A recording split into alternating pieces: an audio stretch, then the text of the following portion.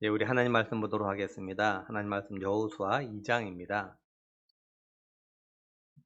여호수아 2장 14절에서 24절까지 우리 한 절씩 교도하도록 하겠습니다. 여호수아 2장 14절에서 24절, 제가 14절 먼저 읽겠습니다. 그 사람들이 그에게 이르되 내가 우리의 이 일을 누설하지 아니하면 우리의 목숨으로 너희를 대신할 것이요 여호와께서 우리에게 이 땅을 주실 때에는 인자하고 진실하게 너를 대우하리라.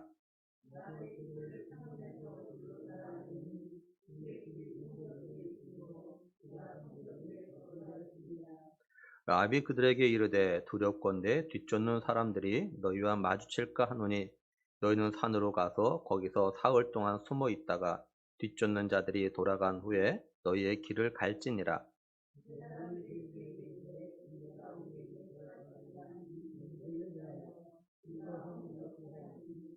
우리가 이 땅에 들어올 때에 우리를 달아내린 창문에 이 붉은 줄을 매고 내 부모와 형제와 내 아버지의 가족들을 다 내 집에 모으라.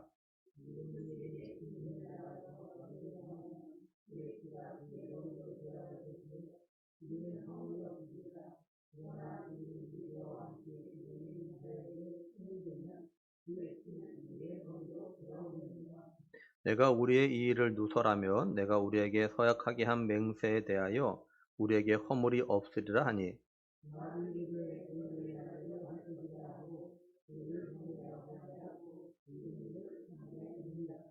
그들이 가서 산에 이르러 뒤쫓는 자들이 돌아가기까지 사흘을 거기 머물매 뒤쫓는 자들이 그들을 길에서 두루 찾다가 찾지 못하니라.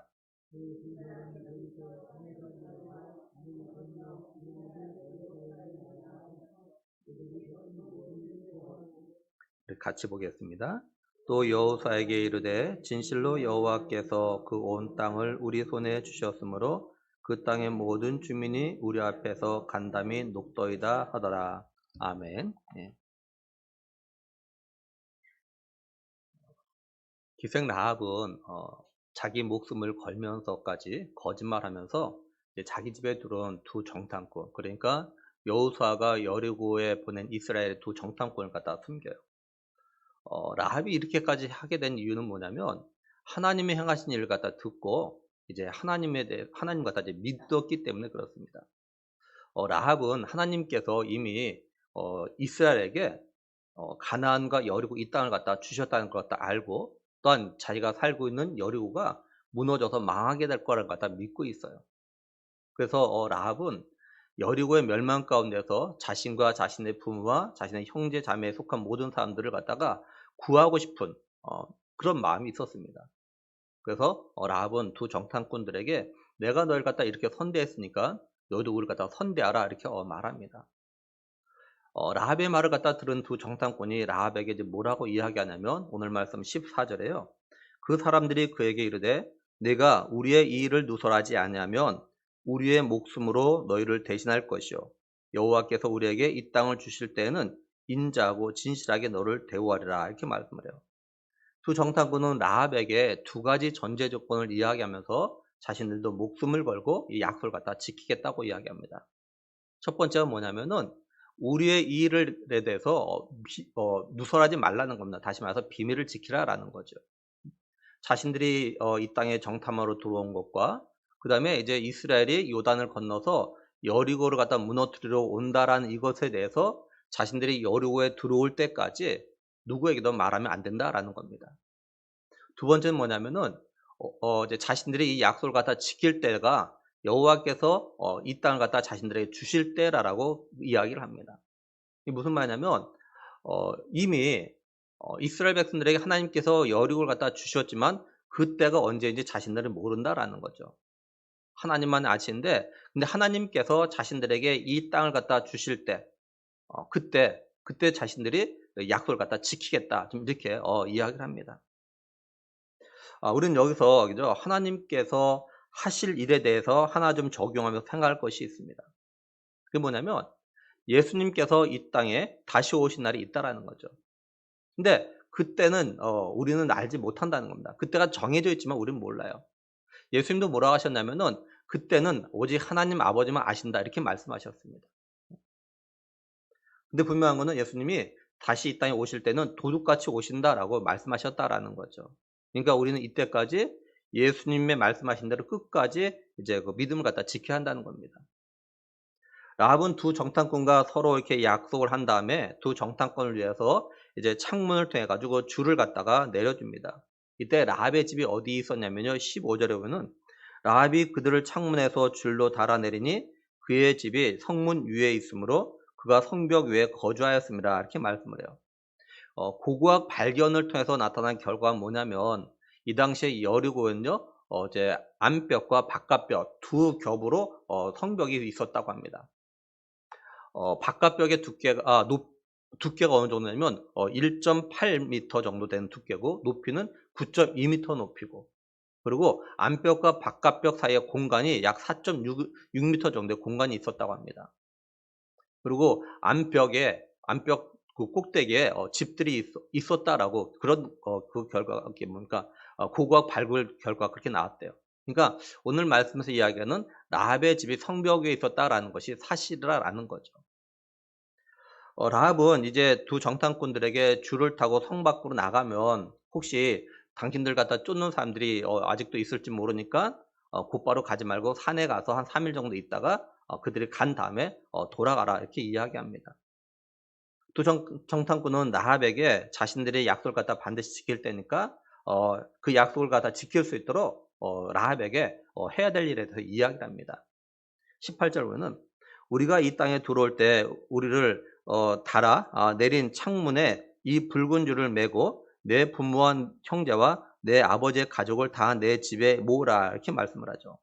두 가지를 이야기해요. 첫 번째 뭐냐면은 정탐꾼들은 자신들 갖다 달아내리는 창문에 붉은 줄을 갖다 매라 이렇게 이야기합니다. 여기 매고라는 이 번역된 이 히브리 단어가 가지고 있는 그 의미는 뭐냐면요. 함께 묶다 그리고 동맹하다 이런 뜻을 갖다가 가지고 있습니다 이게. 그러니까 붉은 줄 갖다 메어둔다는 것은 정탐꾼과 이렇게 라합이 이렇게 동맹했다, 하나가 됐다 이걸 갖다 의미한다라는 겁니다. 두 정탐꾼은 붉은 줄이 이게 창에 매여 있는 한 자신들의 생명과 라합과 그의 가족의 생명이 하나로 묶여 있다. 지금 이런 이야기를 갖다 하고 있는 겁니다. 그래서 매구라는 단어 시제가요 미완료로 되어 있어요. 이게 무슨 말이냐면 이제 이스라엘 백성들이 요단을 건너서 여리고를 갖다 무너뜨리려고 이 집에 들어올 때까지 이 붉은 줄이 매여 있어야 한다는 겁니다. 그때까지는 정탐꾼과 이 라합이 뭡니까 하나라라는 거죠. 만약에 그 붉은 줄이 끊어져 있다면 이 둘의 하나됨과 동맹 관계도 끝난다라는 겁니다. 그러니까 라합은 자신과 자신의 가족이 이 여리고가 멸망되어질 때 살기 위해서는 이런 이 끈이 이 붉은 줄이 매어 있는 것이 풀어지지 아니하도록 또한 끊어지지 아니하도록 계속 살펴야 한다라는 거죠. 또 꽉 묶어 놔야 돼요. 그러니까 두 정탐꾼이 라합에게 붉은 줄을 자신들 갖다 달아내린 창문에 매라는 거는 그 붉은 줄이 매어 있는 한 자신들을 살려준 것처럼 너와 내 가족이 모두 다 살게 될 거라라는 겁니다. 한마디로 이 붉은 줄은요 언약의 줄인 거죠. 라합은 하나님께서 여륙을 갖다가 이스라엘 백성들에게 주실 때 정탐꾼들이 약속대로 자신과 그 가족을 갖다가 죽음에서 구원해 줄 수 있는 거라는 걸 믿는 그런 믿음의 표시로 이 붉은 줄 갖다 메고 있어야 한다는 겁니다. 그래서 21절에요. 라합이 이르되 너희의 말대로 할 것이라 하고 그들을 보내어 가게 하고 붉은 줄을 창문에 매니라 이렇게 말씀합니다. 그러니까 라합은 정탐꾼들의 말을 믿고 이제 붉은 줄을 갖다 메었던 겁니다. 둘째는 무슨 일이 있어도 이 붉은 줄을 맨 집에 가족들이 모두 다 모여 있어야 한다는 거죠. 다른 말로 하면 무슨 일이 있어도 어느 누구도 이 붉은 줄에 매여 있는 집 밖을 나가면 안 된다라는 겁니다. 19절 보면은 누구든지 내 집 문을 나가서 거리로 가면 그의 피가 그의 머리로 돌아갈 것이요 우리는 허물이 없으리라 이렇게 말씀을 해요. 그러니까 만약에 라합의 가족 중에 누구든지 어떤 이유에서든 간에 붉은 줄이 매여 있는 집 밖으로 나가게 되어져서 무슨 일이 생기면 그건 자신들 책임이 아니라라는 겁니다. 이건 이스라엘 백성들이요 애굽에서 종으로 못하고 있을 때 하나님께서 이제 이스라엘 백성을 갖다가 출애굽 시키려고 하셨던 그 유월절 전날의 상황을 갖다 좀 떠올리게 하죠. 출애굽기 12장 22절에는요. 우슬초 묶음을 가져다가 그릇에 담은 피에 적셔서 그 피를 문 인방과 좌우 설주에 뿌리고 아침까지 한 사람도 자기 집 문 밖에 나가지 말라 이렇게 말씀을 해요. 이 말씀도 피를 바른 그 집 밖에 나가게 되면 그 생명을 갖다 보존할 수 없다라는 거죠. 다른 말로 뭡니까? 언약 약속을 벗어나면 죽음에서 구원을 받을 수 없다라는 겁니다.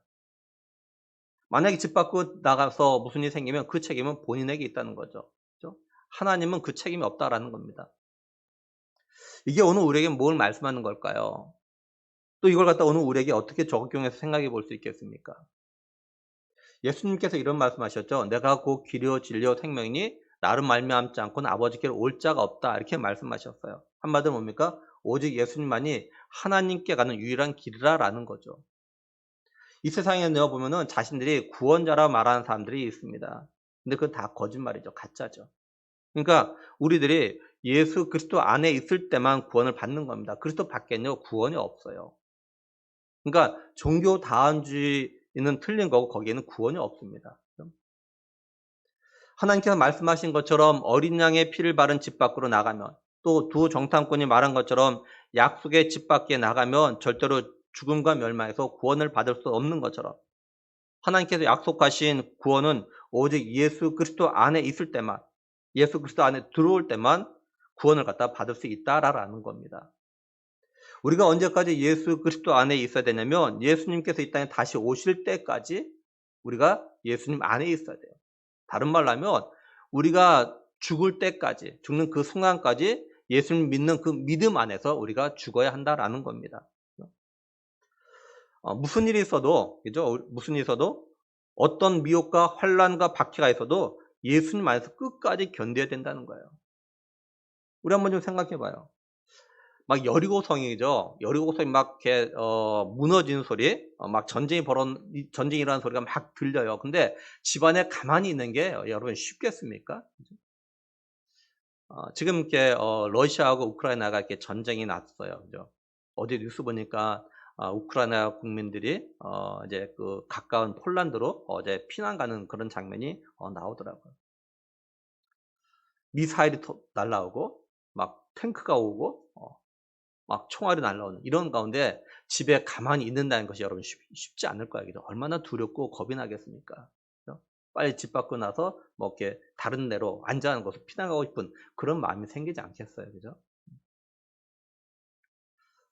그러니까 어 집에 있는데 그죠? 밖에서 막 이렇게 아우성 나고 막 전쟁 소리가 나고 사람 죽는 소리가 나고 막 비명 소리가 나고 막 그래요. 막 건물 무너지는 소리.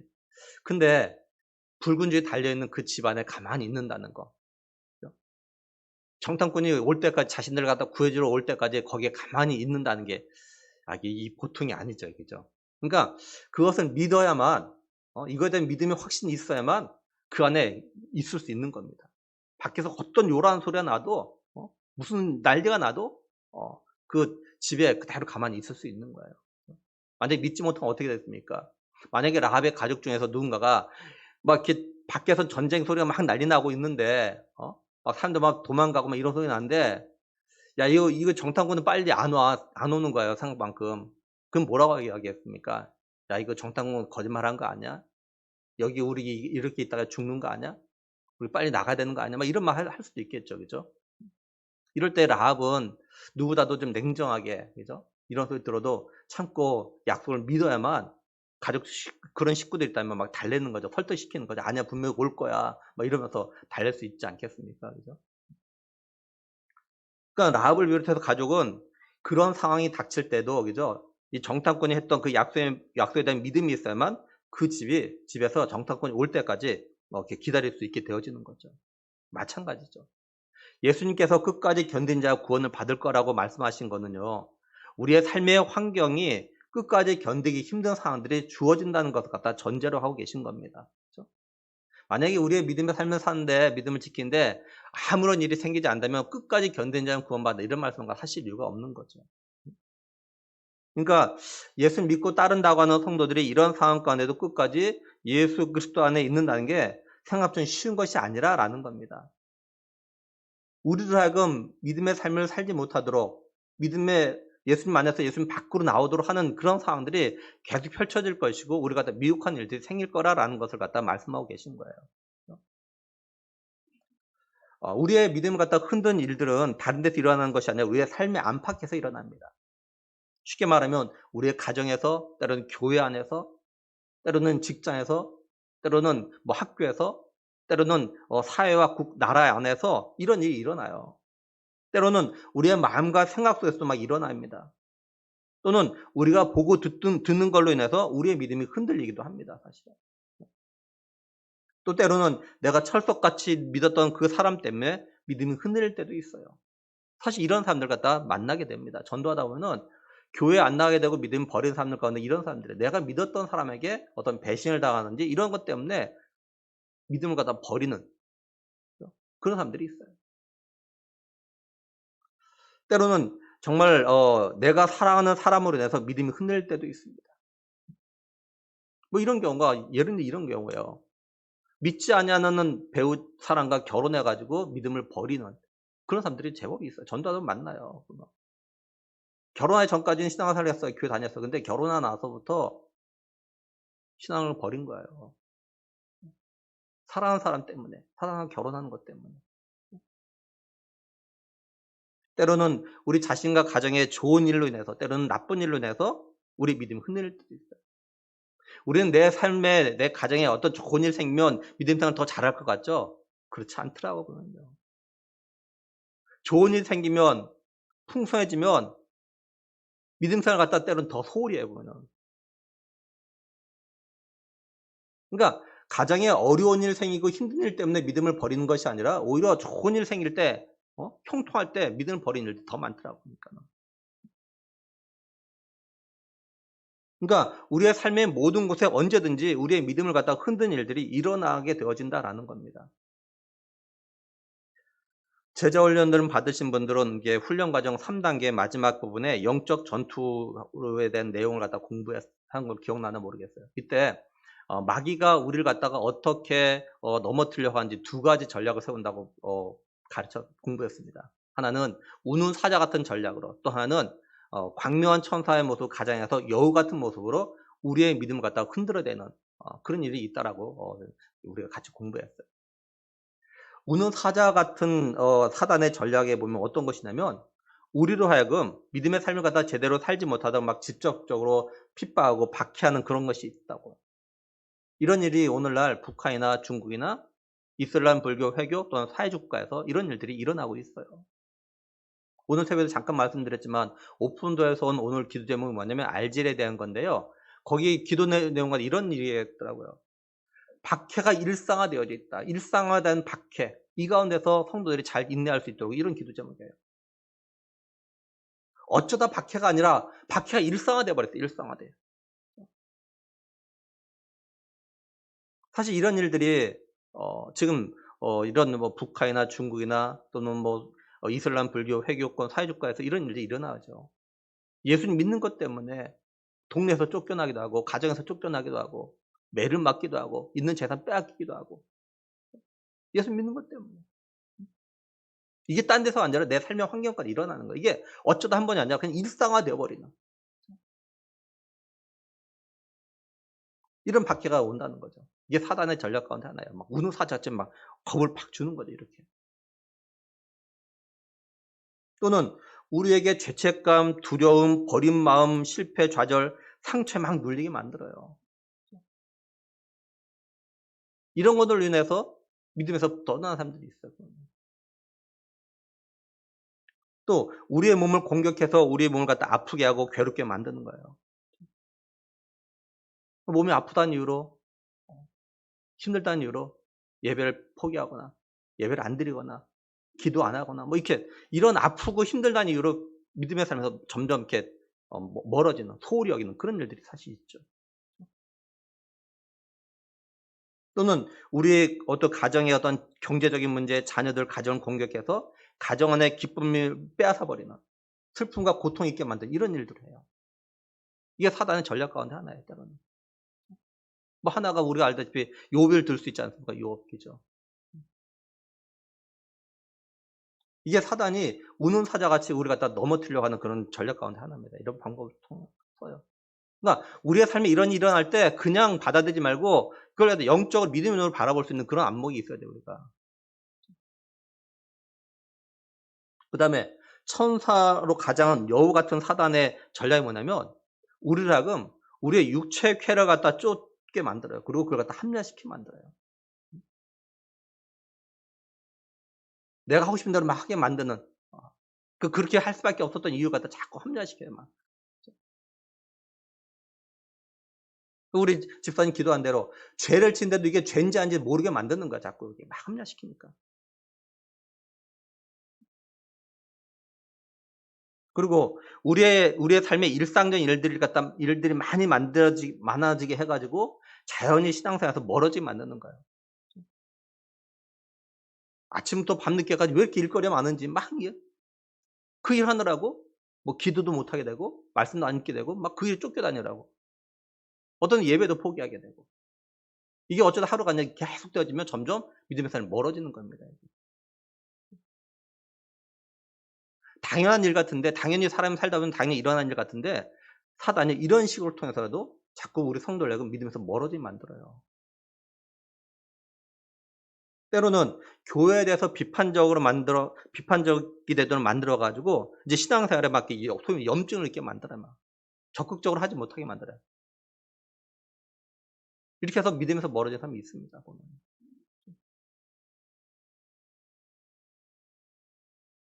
또 우리 성도를 하여금 세상적으로 열심히 살도록 해 가지고 자연스럽게 신앙에서 멀어지게 만들어요. 열심히 세상 사람들 아주 열심히 사는 거예요. 열심히 살아야죠 우리가. 가정에서도 일터에서도 뭐 공부도 열심히 해야 되죠. 근데 그 열심히 하게 하는 걸 이걸로 인해서 믿음에서 멀어지게 만들어요. 공부하는 학생들도 공부에 빠져 가지고 공부하느라고. 뭐 쉽게 예를 들면 우리 고시원에서 공부하는 청년들 그런 케이스죠. 많은 경우가 여기 와 가지고 신앙생활 안 합니다, 시험 때문에. 뿐만 아니라 이제 뭐 고3 되면 또 그죠. 고3 되면 공부한다고 대학 가야 된다고 신앙을 멀리해요. 또 직장인이 바쁘다고 이것 때문에 또 신앙을 멀리하고. 이게 사단의 전략 가운데 하나예요, 이게 사실은. 근데 우리는 그게 당연하다라고 어쩔 수 없잖아 이렇게 합리화시키는데 이게 사실을 보면 이 사단의 전략 가운데 하나입니다. 또 어떤 경우는 성도들 하여금 막 이렇게 어떤 신비한 어떤 영적 체험을 막 이렇게 막 그런 걸 막 이렇게 추구하고 따라가게 만드는 사람들이 있어요. 만들기도 해요. 그래서 막 이렇게 어떤 뭐 그 신유의 은사님 막 기도원 이런 데 막 가 가지고 막 집회 참석하려고 막 이런 마음도 자꾸 들게 만드는 거. 그런 체험하고 싶어 하고 막 이런 마음 드는 거. 그러다 보면 어떻게 되냐면 정말로 이렇게 신앙의 어떤 성품과 성격이 이렇게 좀 균형 잡혀야 되는데 균형 잡히지 못하게 모관하게 만드는 거예요. 이런 사람 믿음이 제대로 안 생겨요. 이게 사단이 그죠? 강렬한 천사처럼 마치 우리를 갖다 위하는 것처럼 다가오는 여우 같은 어떤 그런 전략일 거예요. 또 오늘날은 뭡니까? 코로나 오미크론이 어느 곳에서나 감염될 수 있잖아요. 그죠? 근데 교회에서 감염되는 것만 생각해서 예배당에 와서 예배를 갖다가 안 드리게 만드는 것도 사단 전략 가운데 하나예요. 교회에서만 감염된 건 아니었잖아요. 그죠? 근데 교회에 오는 것만 안 올라 그래, 예배당에. 이게 사단의 전략 가운데 하나예요, 이게 지금. 정말로 코로나 감염이 두려웠다면 사실 이제 직장도 가면 안 돼요. 안 된다고요. 마트도 가면 안 되고 음식점 가도 안 되고 카페 가도 안 되고 어디든 가면 안 돼요. 그냥 집 안에 있어야 돼요. 혼자만이 아니라 가족 모두 다가. 사실 코로나 없는 것이 가족에서 없는 게 더 훨씬 많잖아요. 그죠? 근데 교회 예배당에만 안 올라 그래, 예배당에만. 예배 안 나. 교회 가면 된다고. 이게 사단의 전략 가운데 하나라고 이게.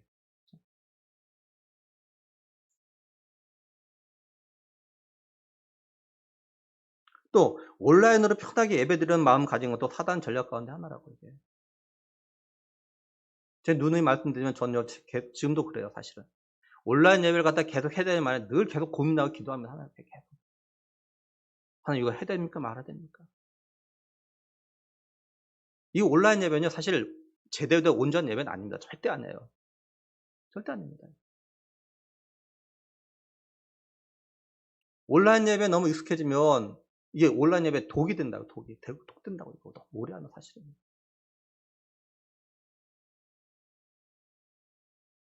우리 성도는 어떻게 생각할지 모르지만 저는 정말 이거 문제 가지고 계속 기도합니다, 하나님 앞에. 하나님 계속 해야 됩니까? 말아야 됩니까?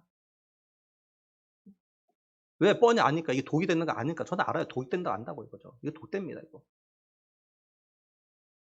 절대 우리 성도들 신앙의 전반적인 균형 잡힌 신앙을 이게 되게 하지 못합니다, 이거 온라인 예배는 사실은. 어쩌다 한두 번 되겠죠. 근데 오래되면요 이게 안 돼요, 이게. 안 된다고요. 물론 되는 사람이 있어요.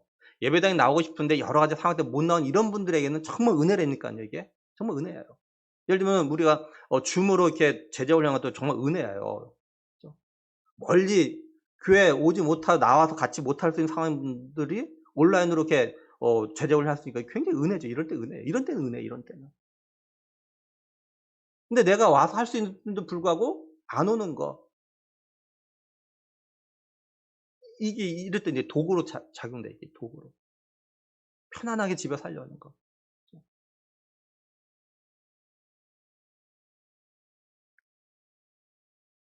그러니까 사단은요, 예수님 안에서 믿음의 삶을 살아가려고 하는 우리들 갖다 어떻게 하든지 간에 믿음 밖으로 끌어내려고, 어떻게든 끌어내려고 할 수 있는 수단과 방법 다 동원한다고요. 그러니까 우리가 정말 오직 예수님만이 유일한 구원자라는 그런 믿음과 확신이 있어야 무슨 일이 있어도 어떤 유혹에도 어떤 일을 당하더라도 예수님 안에 믿음 안에 이렇게 머물게 되는 거라고. 그리고 우리 성도들이 이런 걸 이겨나갈 수 있도록 예수님 안에 있을 수 있도록 늘 영적으로 깨어서 분별하는 그런 은혜가 있어야 된다는 거죠. 한번 우리 각자를 한번 돌아오면서 한번 생각해 보면 어떨까요?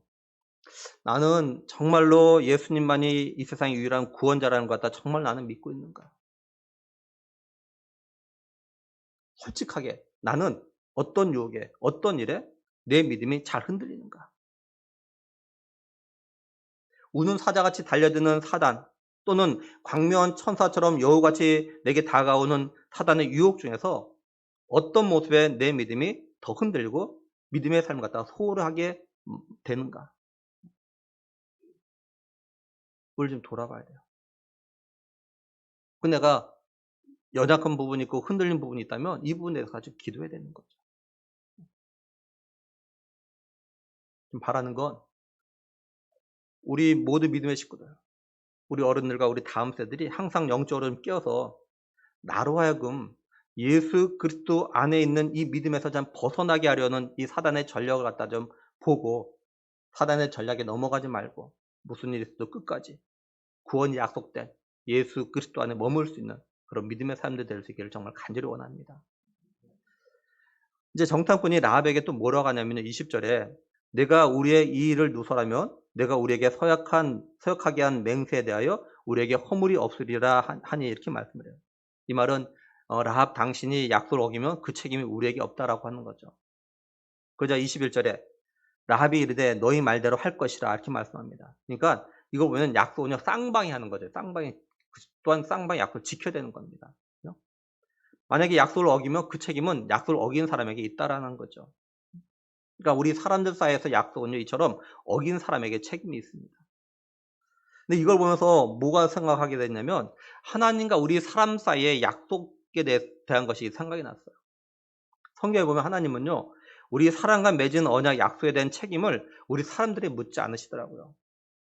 성경 두 가지 한 예를 찾아보면은 하나는 하나님과 아브라함과 맺은 그 언약입니다.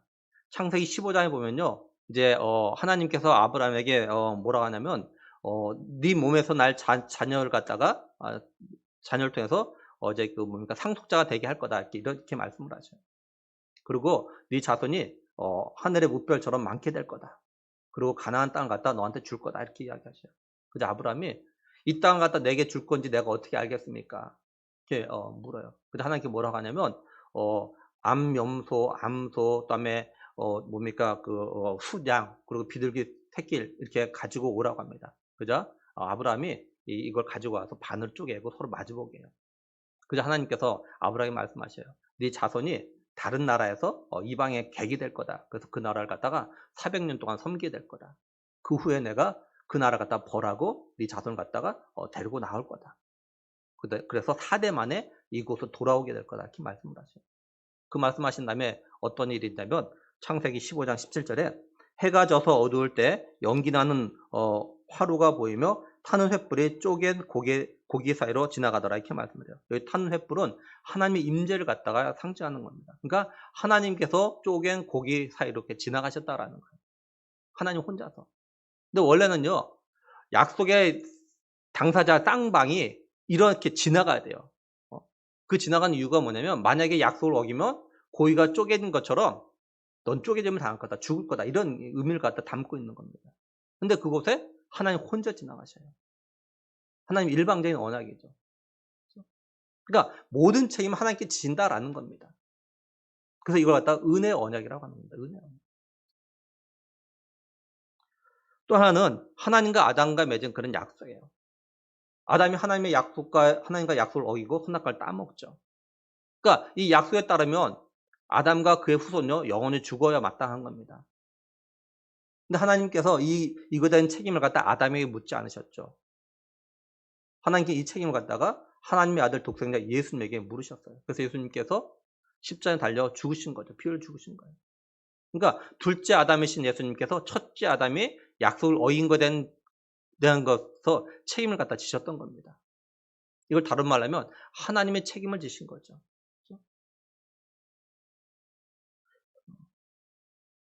그러니까 자녀의 잘못에 대해서 부모가 책임지듯이 하나님은 우리 사람들이 어긴 약속에 대한 책임을 갖다 지셨어요. 왜냐? 하나님은 우리 아버지가 되시기 때문에 그렇습니다. 그래서 예수님께서는요, 그 공생 사역 가운데 제자들과 무리들에게 하나님 나라에 대해서 복음을 전하고 가르치신 가운데서 자주 언급하셨던 것이 뭐냐면 하나님이 아버지라는 거예요. 예를 들면은 마태복음 5장 16절에요. 그들로 너희 착한 행실을 보고 하늘에 계신 너희 아버지께 영광을 돌리게 하라. 또 45절에도 이와 같이 한지 하늘에 계신 너희 아버지의 아들이 되리니. 마태복음 6장 1절에 하늘에 계신 너희 아버지께 4절에도 그죠? 너희 아버지께서 갚으시라. 너희 아버지께서 아신다. 예수님은 제자들과 무리들의 하나님 너희 아버지야, 너희 아버지야 계속 이렇게 강조하셨어. 너희 아버지, 너희 아버지. 하나님 우리 아버지가 되시기 때문에 우리가 하나님과 한 약속을 갖다 어기더라도 하나님을 참고 오히려 그 책임을 갖다가 하나님 지셨던 거죠. 사실 또 지금도 마찬가지예요. 지금 하나님께서 하시는요 모든 책임을 하나님 지시고 계시다고. 이제 정탐꾼은 기생 라합과 서로 이런 약속과 책임 소재에 대해서 서로 확인합니다. 그러고 나서 이제 라합이 매달아준 줄로 성 밖에 나와요. 그리고 라합의 말대로 사흘 동안 산에 숨어 있다가 안전하게 이제 진영으로 돌아옵니다. 그러고 나서 여호수아에게 정탐 보고를 갖다 하게 됩니다. 뭐라고 하냐면 24절에 또 여호수아에게 이르되 진실로 여호와께서 그 온 땅을 우리 손에 주셨으므로 그 땅의 모든 주민이 우리 앞에서 간담이 녹더이다 하더라. 이렇게 말씀을 해요. 두 명의 정탐꾼이 정탐을 통해서 얻은 결론은 뭐냐면 정말로 하나님께서 여리고를 갖다 자신들의 주신다라는 걸 갖다 깨닫고 믿게 된 겁니다. 다시 말하면 하나님께서는 여리고를 시작으로 해서 가나안을 갖다 정복하게 하겠다는 약속이 진실한 걸 갖다 믿게 되었다라는 거죠. 그러니까 하나님은 두 명의 정탐꾼을 갖다 기생 라합의 집으로 갈 수 있도록 간섭하셨던 이유가 뭐냐면 하나님이 하신 일을 통해서 하나님이 어떤 분신을 갖다 알고 믿고 있는, 다시 말해서 정말 하나님께서 가나안을 갖다가 이스라엘 백성들에게 주셨다라는 것을 갖다가 믿고 있는 이 라합을 통해서 하나님이 하신 말씀은 진실하고 그대로 행해질 거라는 것 갖다가 확인시켜 주기 위해서 이렇게 하신 겁니다. 분명히 여호수아도 두 정탐꾼의 정탐 보고를 듣고 나서 더 이상 두려워하지 않냐고 오히려 가나안 정복에 대한 확신을 갖다 하게 된 거죠. 이와 비슷한 사건이 사사기에도 또 한 번 나와요. 어떤 때냐면요. 하나님께서 기드온을 갖다 사사로 사용하실 때입니다. 기드온도 하나님께서 사사로 부르셨을 때 뭐라고 이야기하냐면요. 사사기 6장 14, 15절 보면요. 여호와께서 그를 향하여 이르시되 너는 가서 이 너의 힘으로 이스라엘을 미디안 손에서 구원하라. 내가 너를 보낸 것이 아니냐 하시니라. 그러나 기드온이 그에게 대답하되 오 주여 내가 무엇으로 이스라엘을 구원하리까 보소서 나의 집은 므낫세 중에 극히 약하고 나는 내 아버지 집에서 가장 작은 자니다 하니 이렇게 말씀을 해요. 그러니까 기드온은요, 인간적으로 볼 때 사사가 되게 부족한 점이 많은 사람입니다. 기드온 자신도 이걸 갖다 알아요. 그래서 기드온은 하나님께 하나님 정말 나를 갖다가 사사로 세우셨다면 내가 이걸 다 확인할 수 있게 해달라고 표준을 보여달라고 하죠. 그래서 뭡니까? 양털 한 뭉치를 가지고 표준을 갖다가 구해요. 하나님께서 기드온이 원하는 대로 그 표준을 보여주자 그때서야 기드온이 이제 확신을 갖고 하나님 말씀대로 하게 되죠. 하나님 이렇게 하는 가운데서 많은 이스라엘 백성들 가운데서 300명만 추리십니다. 그래서 하나님은 300명과 기드온을 하여금 미디안을 갖다 공격하게 하셔요. 근데 이때 이 하나님은 이길 거 뻔히 아시지만 이 기도는 아직도 확신이 없었던 것 같아요. 어떻게 이 300명 가지고 10만 몇 명이 넘는 이렇게 미디안을 갖다가 공격해서 이들과 이길 수 있을까? 하나님께서는 기드온의 이 마음을 아시고 뭐라고 하시냐면요. 사사기 7장 9절에서 11절 보면은 그 밤에 여호와께서 기드온에게 이르시되 일어나 진영으로 내려가라. 내가 그것을 내 손에 넘겨 주었느니라. 만일 내가 내려가기를 두려워하거든 내 부하 부라와 함께 그 진영으로 내려가서 그들이 하는 말을 들으라. 그 후에 내 손이 강하여져서 그 진영으로 내려가리라 하시니 기드온이 이에 그의 부하 부라와 함께 군대에 있는 진영 근처로 내려간다 이렇게 말씀을 해요. 하나님이 기드온에게 미디안을 갖다 주셨다는 걸 갖다 확인시켜주기 위해서 기드온에게 한 번 더 그러면 미디안 진영에 한번 내려가 봐. 그리고 미디안 사람들 하는 소리를 한번 들어봐. 이렇게 말씀하시는 거예요. 그래서 기드온이 자기 부하 부라와 함께 미디안 진영으로 내려갑니다. 이때 전쟁에 나온 미디안 사람 한 사람이 뭐라고 이야기하냐면 사사기 7장 13절에서 15절 보면 기드온이 그곳에 이른즉 어떤 사람이 그의 친구에게 꿈을 말하여 이르기를 보라 내가 한 꿈을 꾸었는데 꿈에 보리떡 한 덩어리가 미디안 진영으로 굴러 들어와 한 장막에 이르러 그것을 쳐서 무너뜨려 위쪽으로 엎으니 그 장막이 쓰러지더라. 그의 친구가 대답하여 이르되 이는 다른 것이 아니라 이스라엘 사람 요아스의 아들 기드온의 칼이라. 하나님이 미디안과 그 모든 진영을 그의 손에 넘겨주셨느니라 하더라. 기드온이 그 꿈과 해몽하는 말을 듣고 경배하며 이스라엘 진영으로 돌아와 이르되 일어나라. 여호와께서 미디안과 그 모든 진영을 너희 손에 넘겨주셨느니라고 이렇게 말씀해요. 그러니까 기드온은 하나님이 이미 미디안을 갖다 자신에게 넘겨주셨다는 걸 갖다 확인하죠. 기뻐하고 경배하며 이제 싸울 태세를 합니다. 하나님은 오늘날도 우리의 삶 속에서 때때로 어떤 일을 통해서 하나님 응답과 약속의 성취에 대한 확인을 갖다 시켜주실 때가 있습니다. 물론 항상 그런 건 아니에요. 근데 그럴 때가 있다는 거죠. 근데 이거 보면요. 우리의 상황이 안 좋은 방향으로 흘러가고 있는데도 불구하고 오히려 어떤 일을 통해서 하나님께서 기도에 대해 응답 또한 약속의 성취에 대한 확신으로 다가올 때가 있어요. 저는 개인적으로 그런 경험이 있어요. 오래전인데 교회 한 자매가 저한테 문자를 보냈어요. 목사님 내가 다니는 회사에서 그만두게 됐어요. 시키면 잘렸어요. 그러는 거예요. 근데 그때 제 마음에 얼른 드는 마음이 뭐냐면 그때 이 자매가 어떤 한 형제가 교제하고 있었어요. 근데 그 형제가 취업을 준비하고 있었습니다. 근데 그 마음에 그 자매가 직장에서 잘렸다고 소리 들었는데 제 마음에는 이제 하나님께서 그 형제에게 취업의 문을 갖다 열어주시겠구나 이런 확신이 드는 거야. 왜? 모르겠어. 왜 그런지 그런 확신이 드는 거야. 제가 그 자매한테 그래서 하나님께서 이제 그 형제에게 길을 열어주시겠다 이렇게 이야기했다. 그랬더니 정말 그 형제가 이렇게 시험을 준비하는 거 붙었어요. 그래서 지금까지 직장에서 잘하고 있어요. 뭐 둘이 결혼했고. 근데 이 반대의 경우도 있어요. 우리 눈에 볼 때는 아주 좋은 방향으로 잘 흘러가고 있는데 왠지 그건 아닌 것 같아요. 이게 잘못된 것 같아요. 이거는. 그건 나중에 보면 이게 정말 잘못된 겁니다. 우리 눈에 볼 때는 좋은 방향으로 가는 것 같은데 아닌 경우가 있어요. 아닌 경우가. 그러니까 우리가 조금만 영적으로 예민하면 하나님께서 하시는 말씀을 갖다 들을 수 있습니다. 그러니까 하나님은 반드시 응답하시고 알려주시고 또 이렇게 확신을 시켜주셔요. 근데 여호수아는 두 정탐꾼의 정탐복을 들으면서 40년 전에 자기가 가나안을 갖다 정탐했던 그때가 아마 생각날지 몰라요. 그때 12명이 가서 정탐하고 왔는데 10명은 가나안 정복이 불가능하다고 하고 자신과 갈렙은 가능하다고 이야기해서 이스라엘 백성들이 돌 맞아 죽을 뻔했던 그런 일이 아마 생각났을 겁니다. 근데 지금 두 정탐꾼은 정탐 보고하는데 똑같은 말을 합니다. 여호수아는 하나님께서 가나안을 갖다가 자신들이 주셨다는 걸 더욱더 확신하게 되었을 거예요. 이 상황을 갖다 묵상하는데 이런 생각이 들었습니다. 뭐냐면 두 정탐꾼이요 라합을 통해서 같은 말을 갖다가 들은 다음에 두 정탐꾼이 같은 마음과 같은 생각을 갖고 같은 정탐복을 했다라는 거죠. 만약에 이 둘이요, 기생 라합이 한 말 듣고 왔는데 둘 중에 한 명이 다른 이야기 하는 거예요. 근데 어떻게 그 이방 여인이고 그 비천한 창녀가 하는 말 갖다 어떻게 우리가 그대로 액면 그대로 받아들일 수 있겠습니까? 만약에 여호수아가 이렇게 이야기했다고 생각해 보세요. 그러니까 쉽게 말해서 두 정탐꾼의 견해가 들린 겁니다. 달라져요. 그러면 여호수아가 참 난감하지 않겠습니까? 누구 말이 진실인지 어떤 걸 갖다 따야 될지 참 난감해질 수 있잖아요. 사실 이런 일들이 우리하고도 있잖아요. 부부지만 이제 부부 사이도 똑같은 이야기와 똑같은 상황을 갖다 보고 듣지만 마음과 생각이 다를 때가 있잖아요. 항상 같지가 않잖아요. 그죠? 그럴 때 뭘 결정해야 될지 참 이렇게 난감하잖아요. 그죠? 그러니까 둘이라고 해서 항상 똑같은 마음 가지는 건 아니에요. 똑같이 보는 건 아닙니다. 절대로.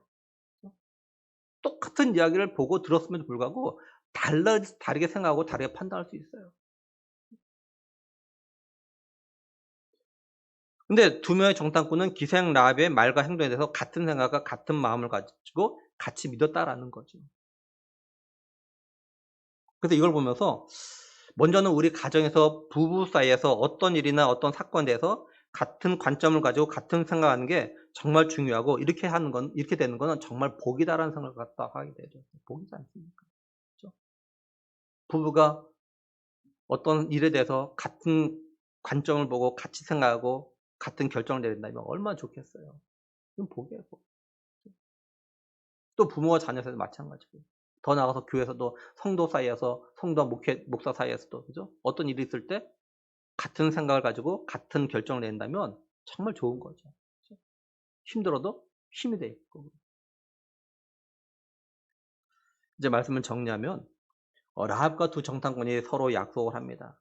정탐꾼은 라합이 자신들을 위해서 창문에서 줄을 내려주자 자신들이 여리고를 갖다가 무너뜨릴 때 그 창문에 붉은 줄을 갖다 매달고 있으면 자신들이 와가지고 그 집에 있는 모든 사람들의 생명을 갖다가 보호하겠다, 구해주겠다 이렇게 이야기합니다. 근데 만약에 집 밖에 나가면 그 책임은 우리에게 없다고 이야기해요. 라합은 이제 두 명의 정탐꾼과 다 창문을 통해서 내려줍니다. 두 정탐꾼은 4월 동안 산에 있다가 진영으로 돌아가요. 그걸 보고합니다. 하나님은 두 정탐꾼을 갖다가 기생 라합의 집으로 간섭하시는 건 두 가지 이유를 생각해 볼 수 있어요. 첫째 뭐냐면 기생 라합과 그 가족을 갖다가 구원하기 위해서 여리고 멸망부터 구원하기 위해서 그렇게 가족을 간섭하셨고 또 하나는 여호수아를 비롯한 이스라엘 백성들을 하여금 하나님께서 이 가나안을 갖다 주셨다는 것 갖다가 확인시켜 주기 위해서 그러신 거죠. 이런 과정에서 두 정탐꾼과 라합이 서로 약속을 했습니다. 근데요, 사실 이 둘의 약속은 하나님이 허락하셔야 그 약속이 그대로 이루어지는 겁니다. 하나님께서 가나안을 갖다 약속대로 주실 때 이 두 정탐꾼의 약속이 이루어질 수 있는 거죠. 하나님께 허락하지 않으면 이루어질 수가 없는 겁니다.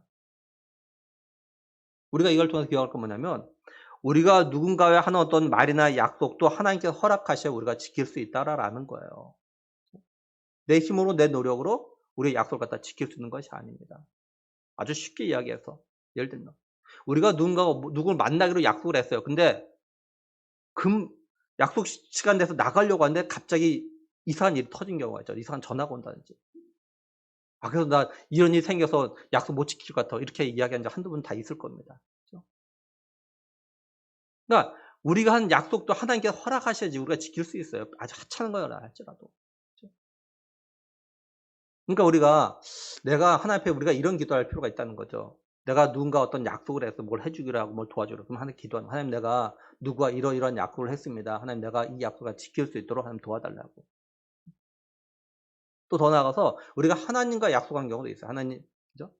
기도하는 거 하나님 내가 정말 하나님 말씀대로 이렇게 한번 살아보고 싶습니다. 또 하나님 정말 이렇게 하고 싶습니다.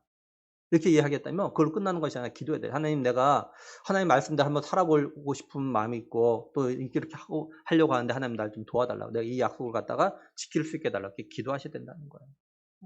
그냥 내가 막 노력한다고 하나님과 약속 이거 지킬 수 있는 것이 아니라라는 겁니다. 그리고 두 정탐꾼이 기생 라합과 붉은 줄을 매단 집에 있으면 구해주겠다고 했던 그 약속 가운데서, 그죠? 만약에 그 집을 나가면 생명 책임질 수 없다고, 이런 이야기 하죠. 마찬가지로 우리가 예수님 앞에 가는 날까지, 예수님께서 이 땅에 다시 오시는 날까지 우리는요, 믿음 갖다 끝까지 견뎌야 된다는 거죠. 무슨 일이 있어도 우리가 예수님 안에 있어야 됩니다. 그래야지 예수님이 이 세상에 다시 오실 때 예수님과 함께 총서 영원토록 왕노릇하는 그런 삶을 갖다가 살아갈 수 있다라는 거죠. 그러므로 바라기는 약속하신 걸 갖다 반드시 지키시는 하나님이라는 것을 갖다 믿는 우리가 되길 정말 원합니다.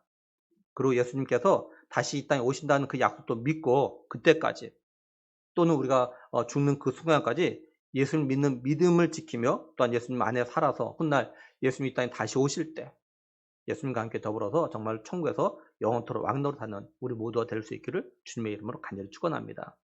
우리 함께 기도하겠습니다.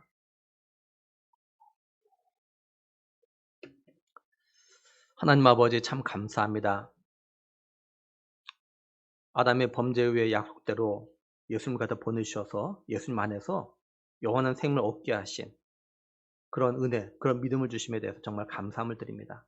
하나님, 우리에게 주신 이 구원의 믿음, 무슨 일이 있어도 변치 않도록 도와주시옵소서. 아버지 하나님, 이 믿음을 끝까지 잘 지켜서 훗날 천국에서 예수님과 더불어서 영원토록 왕노릇하며 살아가는 우리 모두가 될 수 있도록 은혜 베푸실 간절히 원하옵고 우리 주 예수 그리스도 이름으로 기도드리옵나이다. 아멘.